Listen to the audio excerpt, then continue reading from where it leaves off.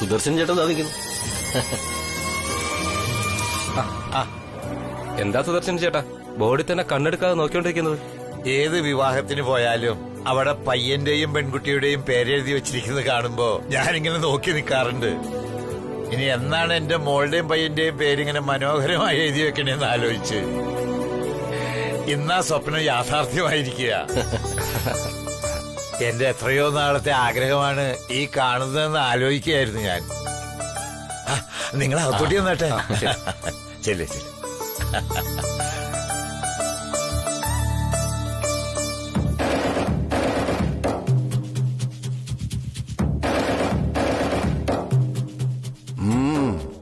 Board നോക്കി ആസ്വദിച്ച് നിന്നോ. നടക്കട്ടെ നടക്കട്ടെ. ഒടുവിൽ ഈ ബോർഡ് മാത്രമേ കാണൂ സന്തോഷിക്കാൻ.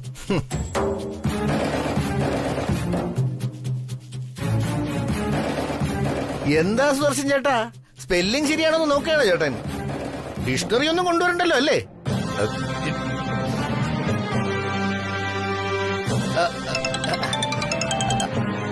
ആ പപ്പി നീ എവിടെ നിൽക്കുന്നേ? വേണ്ട വേണ്ട, ഞാൻ അങ്ങോട്ട് വരാം. ശരി.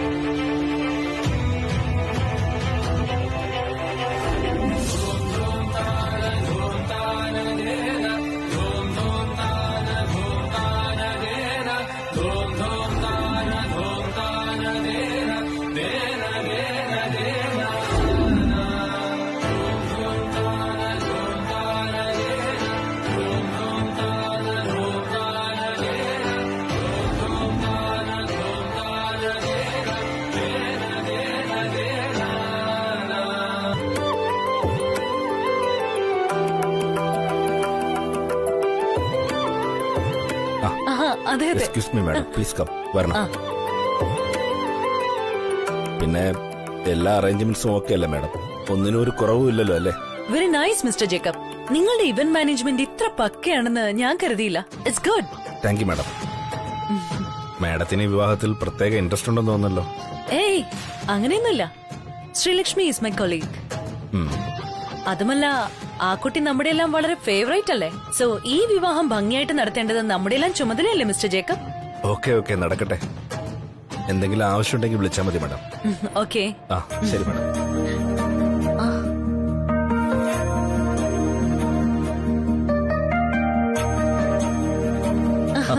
അമ്മ എത്തിയല്ലോ.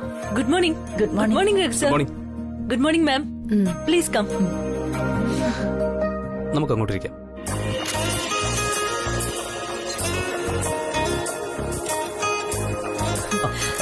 നോക്കിയിരിക്കും. ഇവിടെ ഒന്നൊരു സെൽഫി എടുക്കാം.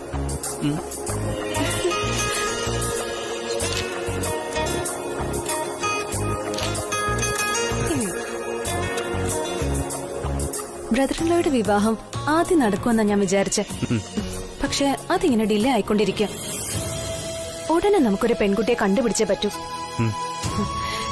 ഏതായാലും ശ്രീലക്ഷ്മി ഈസ് വെരി ലക്കി എന്ന് ഞാൻ പറയൂ. ഇത്രയും നല്ലൊരു ബന്ധം അവൾക്ക് കിട്ടിയില്ലേ? അതെ അതെ, താൻ നോക്കി പറയക്ക. ചേട്ടായിയുടെ വിവാഹം ഉടനെ നടന്നിരിക്കും, ഇതിനേക്കാളൊക്കെ ഗ്രാൻഡ് ആയിട്ട്. വാ.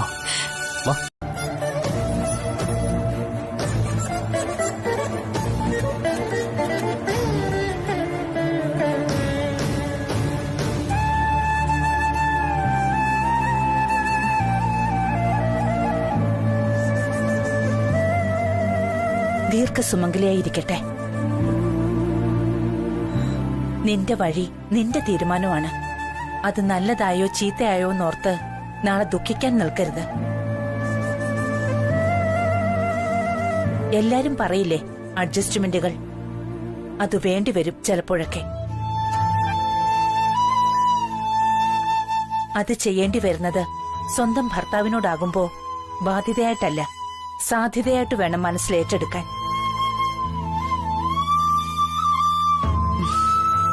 നിനക്ക് നിന്റെ കുടുംബജീവിതത്തിനും സകല മംഗളങ്ങളും നേരുന്നു.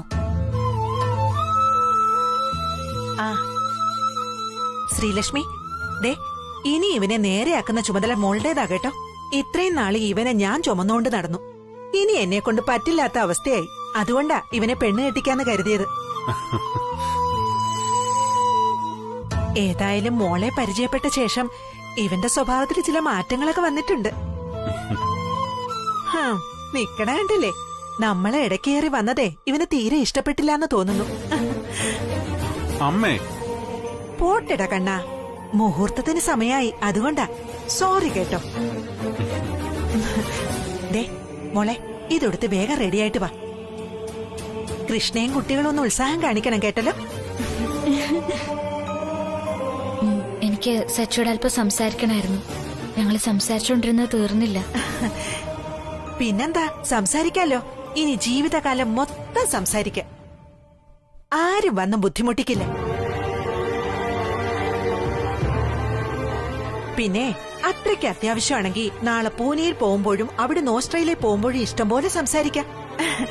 ഞങ്ങൾ ആരും ശല്യം ചെയ്യാനേ വരില്ല. ഇപ്പൊ റെഡിയാവാൻ നോക്ക്, മുഹൂർത്താവാറായി. ആ, നീ ഇതുവരെ പോയില്ലേ? ചെല്ലടാ അങ്ങോട്ട്.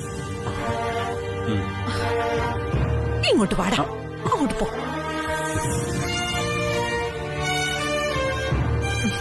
എന്നാ പിന്നെ നമുക്കിറങ്ങാം. ബാക്കിയൊക്കെ പിള്ളേര് കൈകാര്യം ചെയ്തോളും. നിങ്ങള് വാ.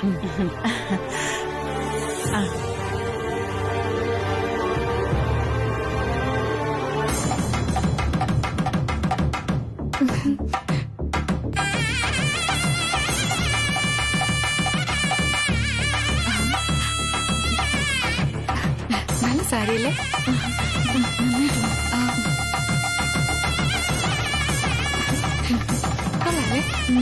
ശ്രീലക്ഷ്മിക്ക് നന്നായിട്ട് ചേരും.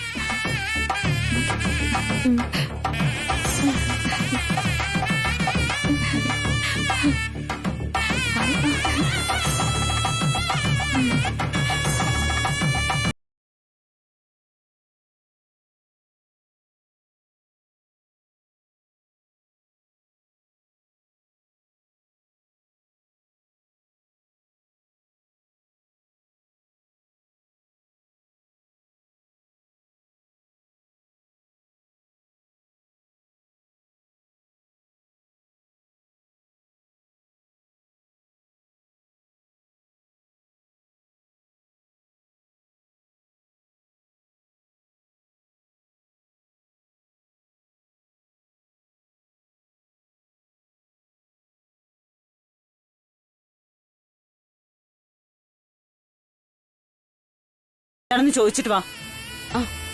വാ.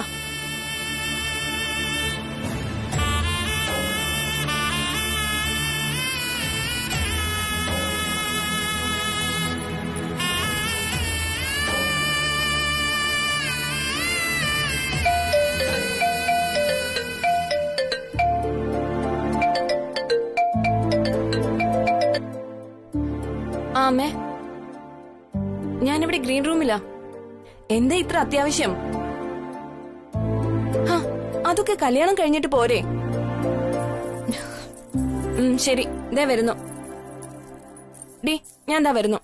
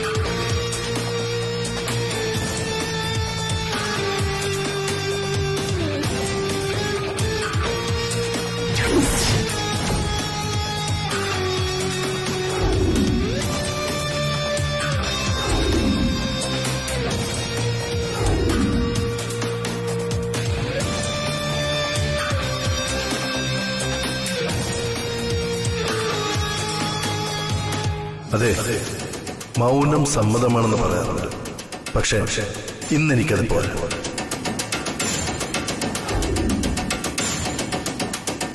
താനും തന്റെ നാവ് വളച്ച് വാക്കുകളിലൂടെ എന്നോട് പറയണം.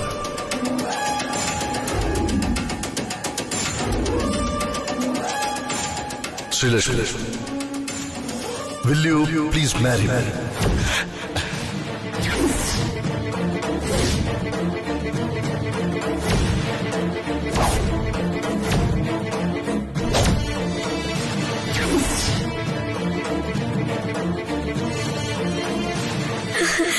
Yes, sir.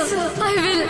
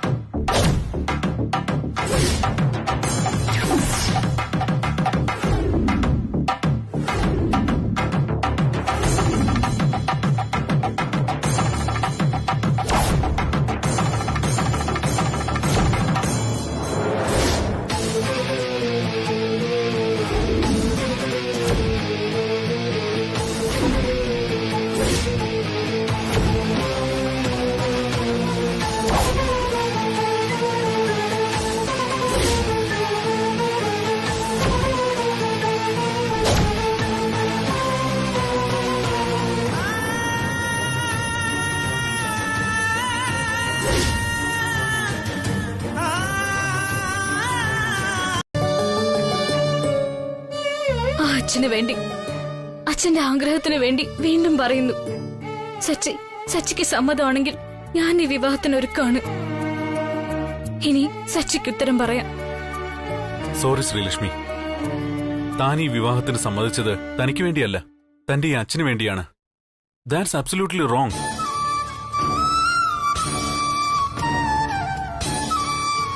പുറമേ നിന്നുള്ള വേറൊരാൾക്ക് വേണ്ടി വിവാഹം പോലൊരു മഹാകാര്യം നമ്മൾ ചെയ്യാൻ പാടില്ല. പുറമേ ഉള്ളവർക്ക് പുറം കാര്യമേ അറിയാൻ പറ്റൂ. ജീവിക്കേണ്ടതും അനുഭവിക്കേണ്ടതും നമ്മളാണ്. അതുകൊണ്ട് വളരെ വ്യക്തമായി ഞാൻ പറയാം, താൻ ഈ കാര്യം മുമ്പേ പറഞ്ഞിരുന്നെങ്കിലും ഞാൻ ഇങ്ങനെ റിയാക്ട് ചെയ്യായിരുന്നുള്ളൂ.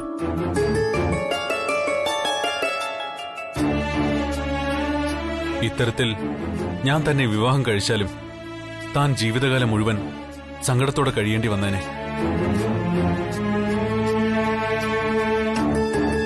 നമുക്കൊരിക്കലും സന്തോഷത്തോടെ ജീവിക്കാൻ കഴിയില്ലായിരുന്നു ശ്രീലക്ഷ്മി. അങ്ങനൊന്നും പറയല്ല സച്ചി. ഞാൻ എല്ലാം മറന്ന് സച്ചിയുടെ കൂടെ ജീവിക്കാൻ ശ്രമിക്കാം, എന്റെ അച്ഛന് വേണ്ടി. പ്ലീസ്.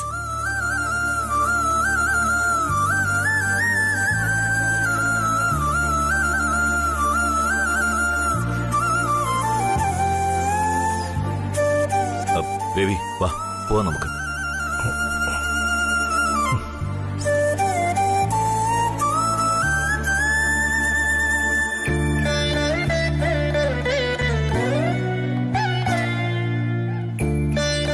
എന്നോട് ശ്രീലക്ഷ്മി ടീച്ചർ ക്ഷമിക്കണം.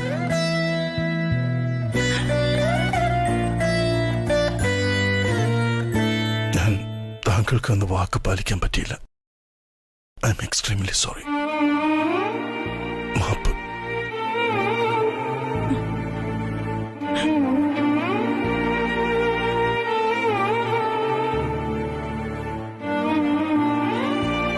ആ, കഴിഞ്ഞതെല്ലാം കഴിഞ്ഞു. ഇനി പറഞ്ഞിട്ട് കാര്യമില്ല. ദേ, മുഹൂർത്തം ഇനിയും കഴിഞ്ഞിട്ടില്ല ഇതുവരെ. ഇവര് രണ്ടുപേരും പരസ്പരം ഇഷ്ടപ്പെട്ടുവെങ്കിൽ ഈ മുഹൂർത്തത്തിൽ തന്നെ അവരുടെ വിവാഹം നടക്കട്ടെ.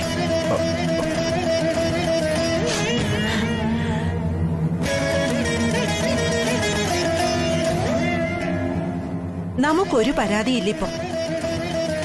ആർക്കെങ്കിലും ഉണ്ടോ എതിരഭിപ്രായം?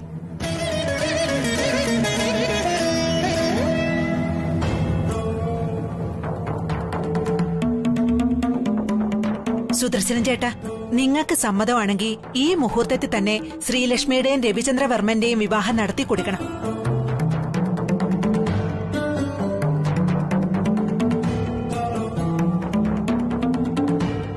എല്ലാവരും എന്തു പറയുന്നു? സമ്മതമല്ലേ നിങ്ങൾക്ക്?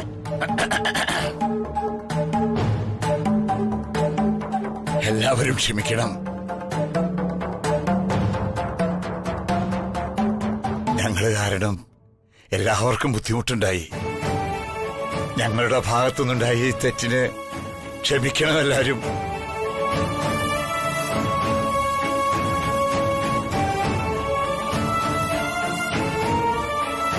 ഇത് ഞാൻ നിങ്ങളുടെ എല്ലാവരുടെയും കാലിൽ വീണ് മാപ്പ് ചോദിക്കുന്നെന്ന് കരുതി എല്ലാവരും ദയവ് ചെയ്ത് ഭക്ഷണം കഴിച്ചിട്ടേ പോകാവൂ.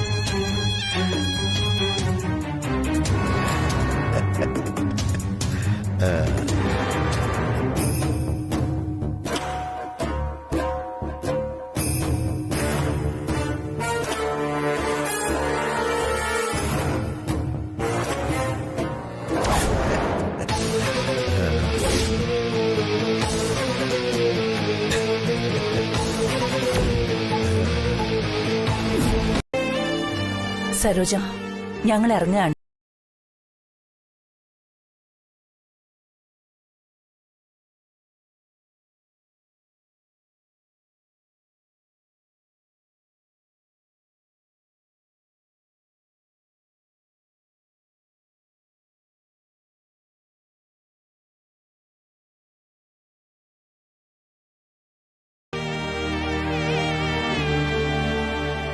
ഇതൊന്നും അത്ര എളുപ്പം മനസ്സിൽ നിന്ന് പോകുന്ന കാര്യങ്ങളല്ല.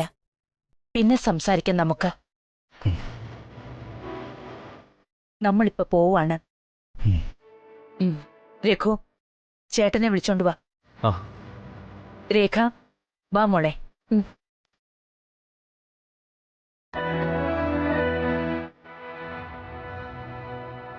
ചേട്ടായി വാ.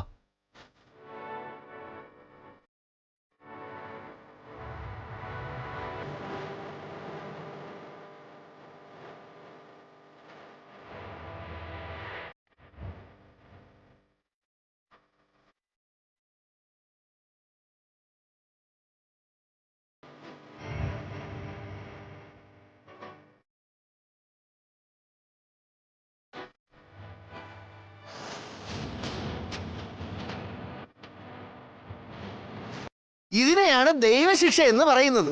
പണ്ടൊക്കെ ദൈവം പിന്നെ പിന്നെ എന്നാ പറഞ്ഞിരുന്നത്. ഇപ്പൊ കാലം മാറി. പാടത്ത് ജോലി വരമ്പത്ത് കൂലി എന്ന് പറഞ്ഞതുപോലെയാ. കർമ്മഫലം അപ്പ തന്നെ കിട്ടും. ഏതായാലും ഇത് ഭയങ്കര സംഭവമായി പോയി. കല്യാണ മുഹൂർത്തത്തിന് ലേറ്റായെന്ന് വെച്ച് ഞങ്ങൾ ഓട്ടോയും പിടിച്ച് ചെല്ലാൻ നിൽക്കുമ്പോഴാ അറിഞ്ഞത് വിവാഹം ക്യാൻസലായി പോയെന്നാ. കഷ്ടം തന്നെ. എന്നാലും പന്തലിലെ വീഡിയോയ്ക്കിടയിൽ തന്നെ ആ ക്ലിപ്പ് കൊണ്ട് കയറ്റിയല്ലോ. അത് ചെയ്തവനെ സമ്മതിക്കണം. ചെറുക്കൻ നല്ലൊരു പയ്യനായിരുന്നേ. ആ പയ്യന്റെ വീട്ടുകാരെ നാണം കെടുത്തി ശ്രീലക്ഷ്മി. അവള് പുറമേ കാണുന്ന ആളൊന്നും അല്ലെന്നേ. പാഷാണത്തെ കൃമിയാ, പാഷാണത്തെ കൃമി. പപ്പി, നീ നോയിക്കോ. അവളോട് കൂട്ടായിട്ട് നിന്റെ മോളുടെ ഭാവി കൂടി തൊലയുമെന്ന് എനിക്ക് ഉറപ്പാ.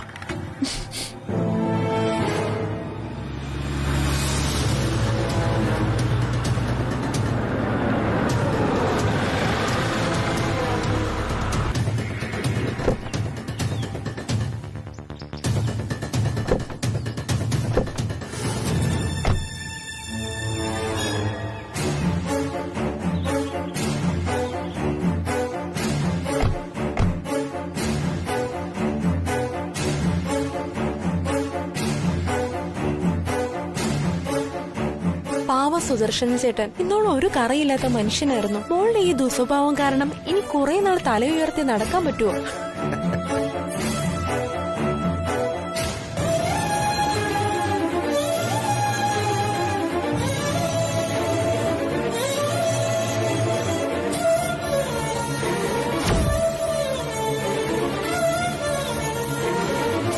കൃഷ്ണ ഇവിടെ നിൽക്ക്.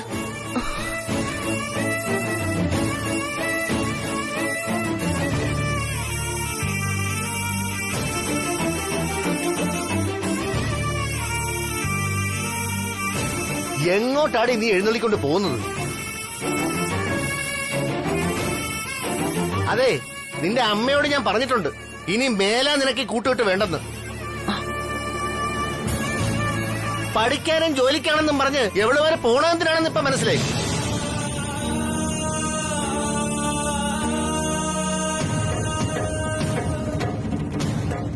അതിന് ചൂട്ടുപിടിക്കാൻ കുറെ തന്തമാരും തള്ളമാരും.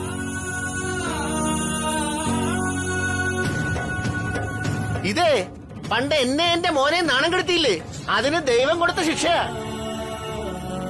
ഇതൊന്നും അല്ല പണി, ഇനിയും കിട്ടാൻ കിടക്കുന്നതേ ഉള്ളൂ.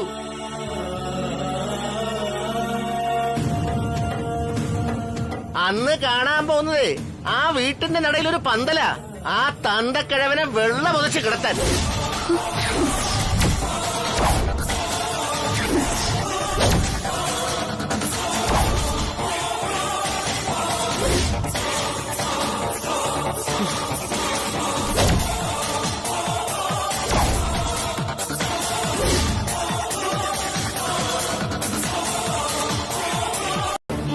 എന്ന് പറഞ്ഞ രേഖ എന്താ പറയാൻ ഉദ്ദേശിക്കുന്നത്?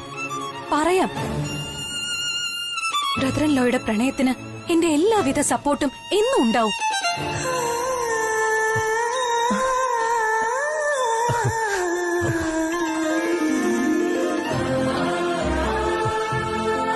ബ്രദറൻ ലോ എനിക്ക് വാക്ക് തരണം, ശ്രീലക്ഷ്മിയുടെ വീട്ടിൽ പോയി എല്ലാം തുറന്ന് സംസാരിക്കുമെന്ന്.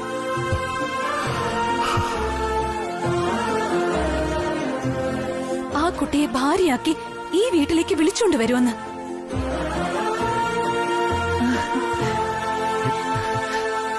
എന്നിട്ടേ നമ്മൾ എല്ലാവരും സന്തോഷത്തോടെ ഈ വീട്ടിലേക്ക് കയറുള്ളൂ.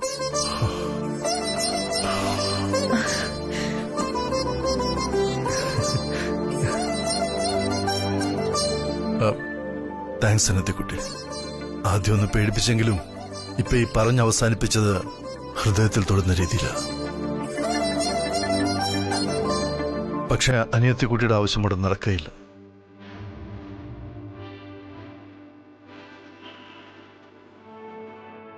കാരണം ഇപ്പൊ ശ്രീലക്ഷ്മിയുടെ വീട്ടിലെ സിറ്റുവേഷൻ വളരെ സങ്കീർണമായിരിക്കും.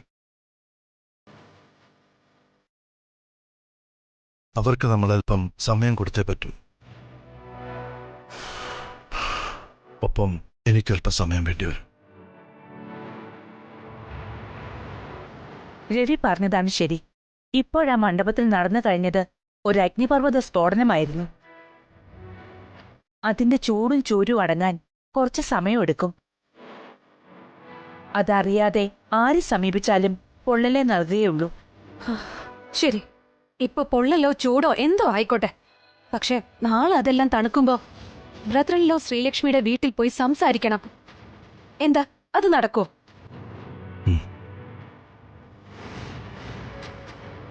സംസാരിക്കും മോളെ, രവി സംസാരിച്ചിരിക്കും. ഇതങ്ങനെ നമ്മൾ വിട്ടുകൊടുക്കാൻ പോകുന്നില്ല. നീ വരൂ, രവിക്കറിയാം ഇതെങ്ങനെ കൈകാര്യം ചെയ്യണമെന്ന്.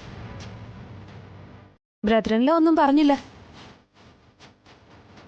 പറയാം, അതിന് സാവകാശമാണ്. ഒന്നു മാത്രം വിശ്വസിച്ചോ, രവിചന്ദ്രവർമ്മൻ മനസാക്ഷിയെ മറന്ന് ഒന്നും ചെയ്തിട്ടില്ല ഇതുവരെ. ദൈവത്തിനത് മനസ്സിലാവും ശ്രീലക്ഷ്മിക്ക്. മോളെ, ഈശ്വരമ്മ പറഞ്ഞ കേട്ടില്ലേ, നിനക്കൊരാപത്തും വരില്ലെന്ന്. നീ ശക്തിയാണെന്നാ പറഞ്ഞിട്ട് പോയത്. അത് മതി ഇനി നിനക്ക് ആശ്വസിക്കാൻ. എന്റെ ആശ്വാസം അമ്മേ, ഞാൻ തോറ്റുപോയില്ലേ ഇവിടെ. ഇനി ഏത് ശക്തിയാണ് എന്നെ മുന്നോട്ട് നയിക്കുന്നതെന്ന് എനിക്ക് മനസ്സിലാവുന്നില്ല അമ്മേ. ഞാൻ തോറ്റുപോയി ഞാൻ.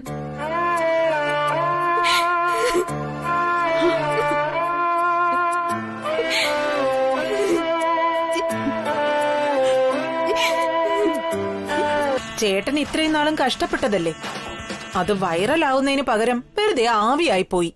എന്നിട്ടും ചേട്ടൻ ഇത്ര സന്തോഷിക്കുന്ന എന്തിനാന്നാ എനിക്ക് മനസ്സിലാവാത്ത. നിനക്ക് തെറ്റിപ്പോയി വപ്പി. എന്റെ സന്തോഷം മനസ്സിലാവണമെങ്കിലേ ബുദ്ധി വേണം, ബുദ്ധി. ഞാൻ തോറ്റു, അത് പകുതി സത്യം, സമ്മതിച്ചു. പക്ഷേ പൂർണ്ണമായും തോറ്റിട്ടില്ല ഞാൻ. അവര് കരുതും അവര് ജയിച്ചു എന്ന്. പക്ഷേ അവര് ജയിച്ചു എന്നും പറയാൻ പറ്റില്ല.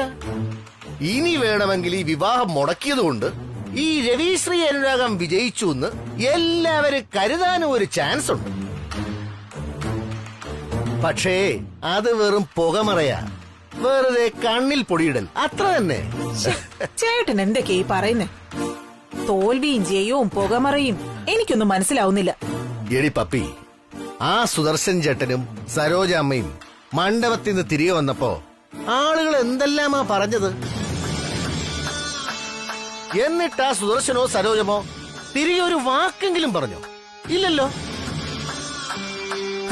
വെറുതെ തല കുരിച്ചങ്ങ് നടന്നു, അത്ര തന്നെ. അതാണ് എന്റെ വിജയമെന്ന് ഞാൻ പറയും. ആ സുദർശന്റെ അന്തസ്സും അഭിമാനവും മോളെപ്പറ്റിയുള്ള വിവാഹ സ്വപ്നവും എല്ലാം തകർന്ന് തരിപ്പണമായില്ലേ?